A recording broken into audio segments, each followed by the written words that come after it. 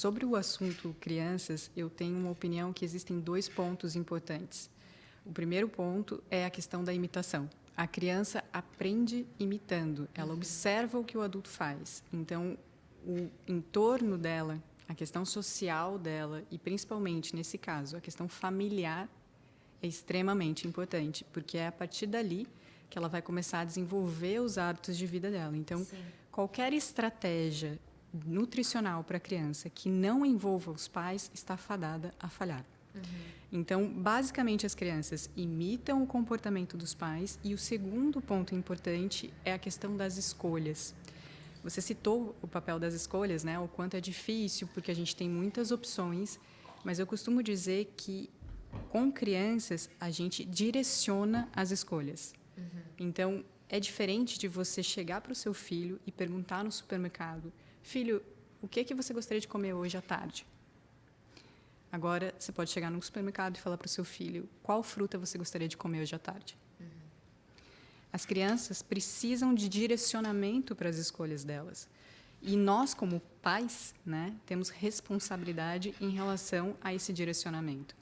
O que falta hoje, do ponto de vista de educação nutricional, é esse direcionamento, principalmente porque a nutrição ainda está atrás, por exemplo, do conhecimento e do hábito da higiene bucal.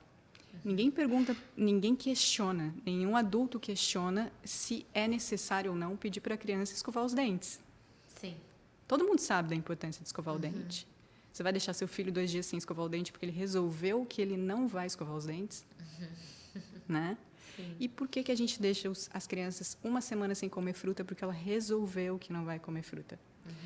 Veja bem, eu não estou colocando essa associação aqui dizendo que a gente tem que obrigar as crianças. Mas se ela ficou 1 semana sem comer fruta, muito provavelmente ela ficou 1 semana sem ter oferta de fruta. Ah, eu ofereci para a criança. Mas o alimento natural, ele não pode ser oferecido sem estar à disposição dela na mesa, pelo menos inicialmente nos primeiros anos de vida. Né? Então, a gente pode dizer aí que até os 6 anos, muitas vezes, a gente tem que estar colocando esse alimento ali de uma forma que seja atrativa do ponto de vista visual para ela, da forma que ela possa agregar para a criança, né, um plus de consumo. Agora, se eu deixar a fruteira ali, claro, é importante, né? Mas para uma criança muito pequena, só a fruteira em si pode ser que não gere essa curiosidade se eu tenho um contexto alimentar que não é tão saudável. Se eu tiver um contexto alimentar que é saudável, os meus filhos, eu deixo a fruteira ali e, na verdade, eu volto depois e não tem frutas. Eu estou rindo e dei uma olhada para o pessoal da Monkin, porque eles sabem disso, isso é uma informação verdadeira. Então, realmente, eu deixo a fruteira ali, eles vão comer. Né? Mas é diferente, eles estão num ambiente, eu diria, um pouco controlado, é quase um estudo científico ali, né? Mas, assim, em situações normais, talvez a gente tenha que estimular isso para a criança.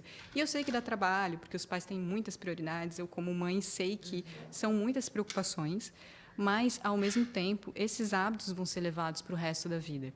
E nesse momento inicial da vida, e a gente tem, na nutrição, a gente fala muito dos primeiros 1000 dias, né? Que é até os 2 anos de vida da criança, que é um período de vulnerabilidade, onde a criança é muito suscetível ao que a gente está fornecendo para ela de alimentos. Então, por isso que nesse período de 2 anos de vida, a gente evita oferecer qualquer coisa que tenha açúcar, alimentos industrializados, justamente porque a gente está nesse processo de formação.